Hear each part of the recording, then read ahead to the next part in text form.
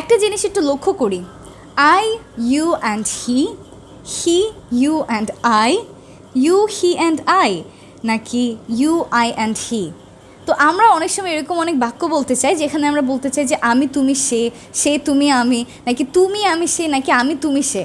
তো এগুলো নিয়ে কিন্তু আমরা খুবই কনফিউশনে পড়ে যাই। আজকের লেসনে আমরা দেখব যে আসলে কোন ফরম্যাটটা সঠিক এবং এটাকে আমরা ইজিলি খুব সহজে একটা ট্রিক্স দিয়ে কিন্তু মনে রাখতে পারি। তো এই ছন্দটা বা এই ট্রিকটা যদি আমরা মনে রাখি তাহলে আসলে এই জিনিসটা নিয়ে আমরা কেউ কখনো আর কনফিউশনে পড়বো না।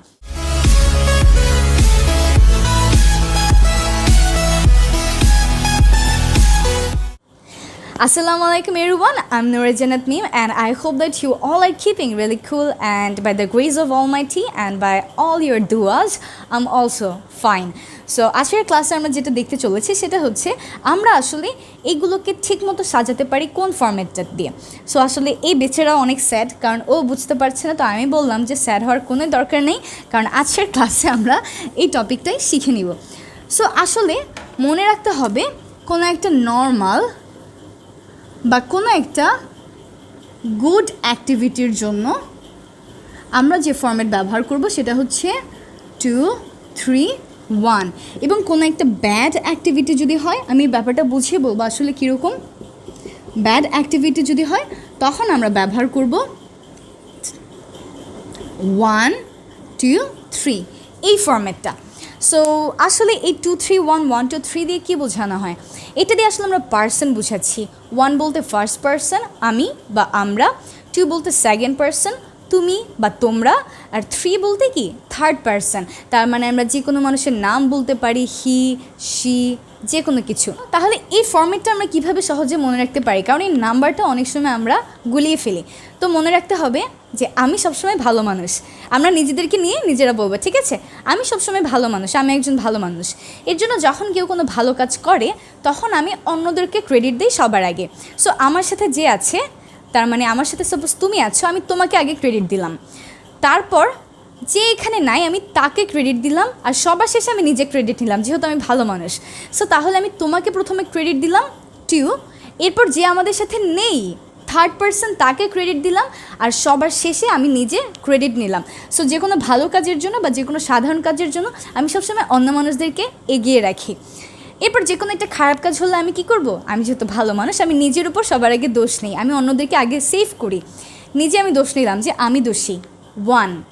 এরপর আমার সাথে যে আছে আমি তার কথা বললাম যে সে আসলে ভালো মানুষ কিন্তু সে আমার সাথে একটু জড়িত, সো তাকে নিলাম। এরপর যে নাই সে তো নাই, তার কথা বলবো আমরা সবার পরে থার্ড পার্সন। সো এভাবে যদি আমরা মনে রাখি খুব সহজেই কিন্তু এটা আমাদের মনে থাকবে। যে কোনো ভালো কাজ বা নর্মাল অ্যাক্টিভিটির জন্য আমরা কি করি? সবার আগে তোমাকে ক্রেডিট দিই আমি, তারপর যে নেই তাকে ক্রেডিট দিই, এরপর আমি নিজে ক্রেডিট নিই।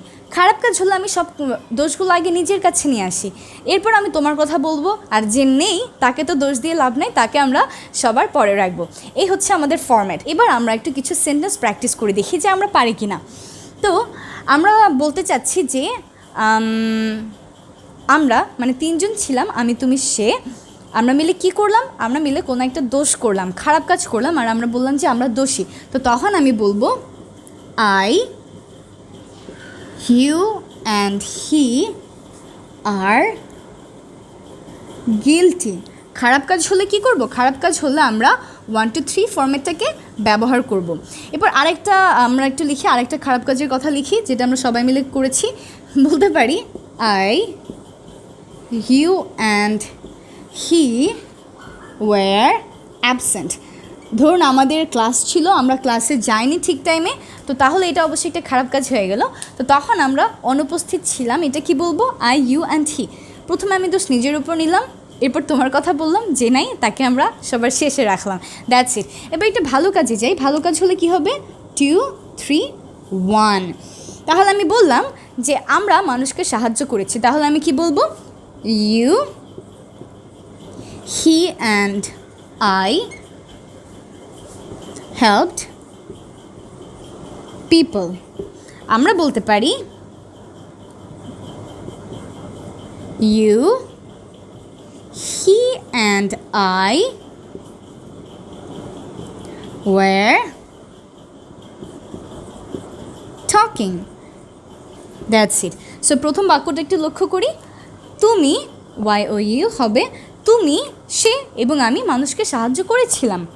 তুমি, সে এবং আমি কথা বলছিলাম। সো আমরা কি বললাম, ভালো কাজ বা নর্মাল কাজ হলে আমরা 2 3 1 ব্যবহার করব, খারাপ কাজ হলে আমরা 1 2 3 ব্যবহার করব। That's it. আশা করছি যে এখন এই টপিকটা নিয়ে আমরা আর কেউ কখনো কোনো ধরনের কনফিউশনে পড়ে যাব না। যে কোনো একটা ভালো কাজ করলে কি করব, আমরা ভালো মানুষ, এই জন্য আমরা অন্যদেরকে ক্রেডিট দিই। আর আমরা যেহেতু ভালো মানুষ, খারাপ কাজ হলো আমরা দোষটাকে সবার আগে নিজের কাছে আনি, তারপর আমরা অন্যদেরকে সেভ করি, আস্তে আস্তে ওদের কথা বলি। That's it. So well, stay connected to 1 minute English with me to get our grammar lessons and our spoken English tutorial. আমাদের ইউটিউব চ্যানেল, আমাদের ফেসবুক পেজ এবং গ্রুপ সব জায়গায় কানেক্টেড থাকুন। এবং ইংরেজিতে আমরা কথা বলতে গেলে আমাদেরকে যে কাজগুলো করতে হবে তার মধ্যে খুবই গুরুত্বপূর্ণ হচ্ছে ইংরেজি শোনা। প্রতিদিন ইংরেজি শুনতে হবে, আমাদের যার যা পছন্দ আমরা সেটাই শুনতে পারি। আমরা চাইলে যে কোনো ইংলিশ মুভি দেখতে পারি, সিরিজ দেখতে পারি, ড্রামা দেখতে পারি, নিউজ শুনতে পারি, ডকুমেন্টারিজ দেখতে পারি, ইসলামিক ভিডিওস দেখতে পারি, যে কোনো কিছু যাই হোক না কেন, যার যেটা পছন্দ শুধুমাত্র সেটা আমরা এখন থেকে ইংরেজিতে শোনার চেষ্টা করব। আর যে যতটুকু পারি ততটুকুই বলার চেষ্টা করব। আপনারা আমাদের একটা ভিডিওস ইউটিউব থেকে দেখবেন এবং সেটা দেখে নিজে নিজে সেন্টেন্স বানানোর প্র্যাকটিস করবেন। এভাবে টুকটাক ইংরেজি যদি আপনি প্র্যাকটিস করতে থাকেন, দেখবেন খুব সহজে আসলে আপনি স্পোকেন ইংলিশের সাথে ডিল করতে পারছেন। So well, I hope to see you all real soon, and don't forget to share this lesson with all your friends and family members, and I hope that আমরা সবাই খুব চমৎকারভাবে ইনশাল্লাহ খুব জলদি ইংরেজিতে কথা বলতে পারবো। টেক কেয়ার অ্যান্ড আল্লাহ হাফেজ। Good bye. I'm in the hospital or I'm at the hospital. It's time to clear our confusion. Assalamu alaikum everyone. I'm Noore Jannat Meem and welcome back to another short tutorial from 1 minute English with me. So these two sentences, I'm in the hospital, at the hospital, which one is correct? Basically দুইটাই correct, কিন্তু দুইটা সেন্টেন্সের meaning কিন্তু আলাদা। যখন আমরা বলছি I am in the hospital, that means আমার কোনো অসুখ হয়েছে এবং আমি হসপিটালে ভর্তি আছি, আই এম হসপিটালাইজড। সো যখন আমি বলছি I am in the hospital, তার মানে কি, তার মানে আমি নিজে আসলে হাসপাতালে ভর্তি আছি। আর যখন আমি বলি I'm at the hospital, that means we're at the hospital to visit someone who has been hospitalized. তার মানে আমরা যখন বলছি I'm at the hospital, আমরা আসলে হসপিটালে গিয়েছি কোনো একজন রোগীকে দেখার জন্য। ধরুন আপনাদের আত্মীয় স্বজনদের মধ্যে যদি কেউ অসুস্থ থাকে, যদি কেউ হাসপাতালে ভর্তি থাকে, তখন তো আমরা তাকে দেখতে চাই, তাই না? তো সেই ক্ষেত্রে যে আমরা হাসপাতালে আছি, এটাকে আমরা বলবো I am at the hospital. So কনফিউশনটা আশা করি ক্লিয়ার হয়ে গেল। ইন দ্য হসপিটাল মানে আমি নিজেই হসপিটালাইজড, এবং অ্যাট দ্য হসপিটাল মানে আমি এমন কাউকে দেখতে গিয়েছি যে hospitalized. That's it. Stay connected to 1 minute English with me to get some amazing short classes and also live classes which we take on Saturday, Monday and Wednesday sharp at 7:30 p.m.